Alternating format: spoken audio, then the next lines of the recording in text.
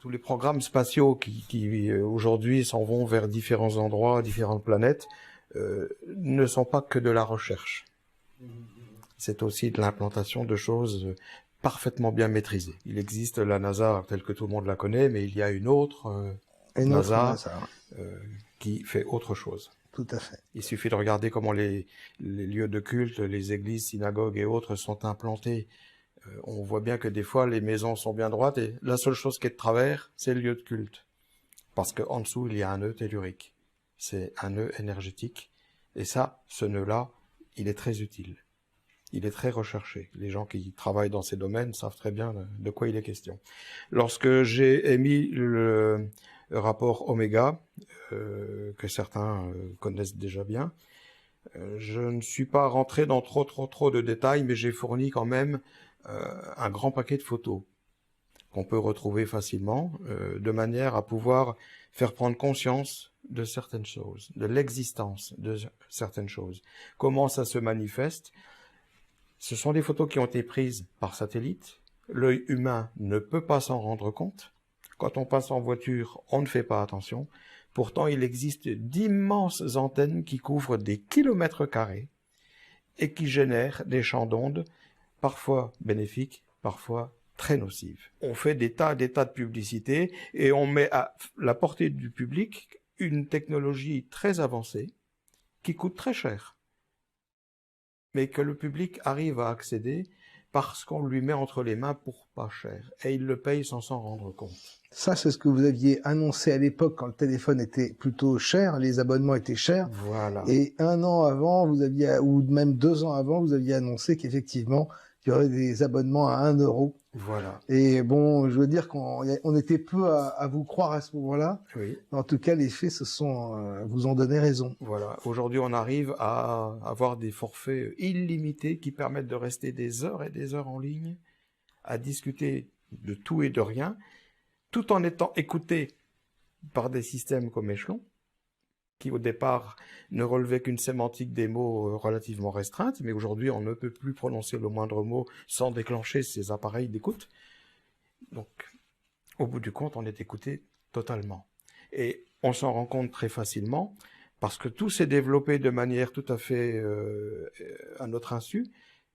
N'importe qui achetant aujourd'hui un téléphone pour avoir l'internet, lire ses mails, avoir ses réseaux sociaux, etc., télécharge sur son téléphone des applications. Quand on lance le téléchargement de ces applications, les gens vont très vite parce qu'ils veulent obtenir l'application. Si on parle de Skype, Facebook, notamment, Twitter et autres. Mais avant de lancer l'installation, il faut accepter. Et on accepte quoi? Il y a la liste, elle n'est pas cachée. Mais personne ne fait attention. Exact. Cette liste, elle relève de choses précises. Il n'y a plus de secret dans le téléphone, c'est fini. Pourquoi? Parce que ces applications veulent avoir accès à votre répondeur, à votre liste de personnes avec qui vous êtes en relation, à votre répertoire, veulent avoir accès à l'ensemble de vos communications entrantes, sortantes, les SMS, MMS entrants, sortants, tout ce qui est multimédia, photos, musique et autres, les petites cartes SD quand il y en a, et sinon quand c'est intégré au téléphone, ils veulent avoir accès direct. En réalité, que reste-t-il de secret dans le téléphone? Que reste-t-il de personnel?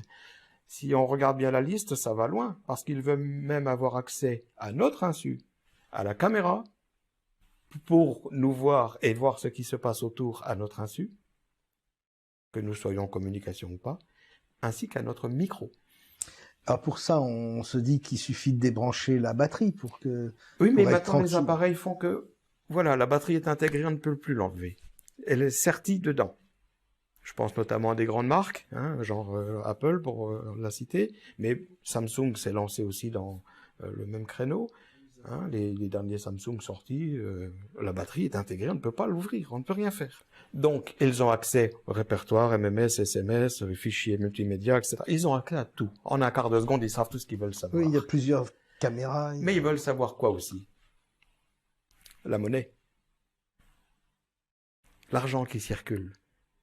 Quand quelqu'un s'en va avec des sacs de fric parce qu'il a attaqué un fourgon, on a tous entendu parler d'histoires du genre. Et quand on dit, ah ben oui, mais voilà, on ne trouve pas les sacs d'argent. Mais on sait très bien où ils sont. Parce que ces petites bandes d'argent sur les billets, ce sont des antennes RFID. Quand on passe sous les portiques Ecomove, les gens qui sont derrière ces portiques-là, derrière la technologie de ces portiques, savent très bien lire et interpréter les informations. Autant de billets de 5, autant de billets de 10, autant de billets de 20, autant de billets de 50, etc. Juste par un passage de la voiture. Voilà, ils savent en permanence comment circule l'argent, où il se trouve et combien. Et dans quelle catégorie de billets.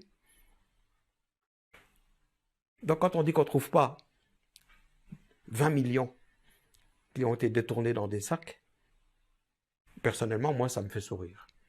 Parce qu'on prend les gens pour des imbéciles. Aujourd'hui, tout est régi par le RFID. Tout.